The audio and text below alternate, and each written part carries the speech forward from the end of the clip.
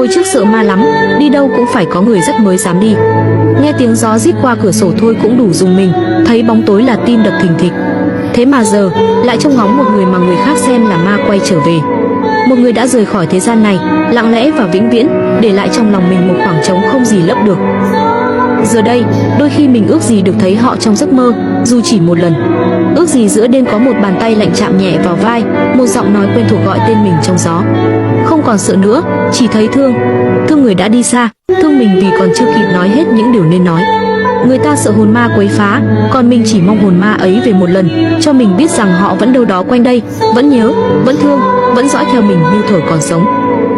Đôi khi, nỗi nhớ vượt qua cả nỗi sợ, và người từng khiến mình run rẩy khi nhắc đến cõi âm, giờ lại là điều duy nhất mình mong được gặp, dù chỉ trong giấc mơ ngắn ngủi. Bên nhau dù mãi xa nhau, dù trong ký ức, trong những khung hình, nơi xa còn dành riêng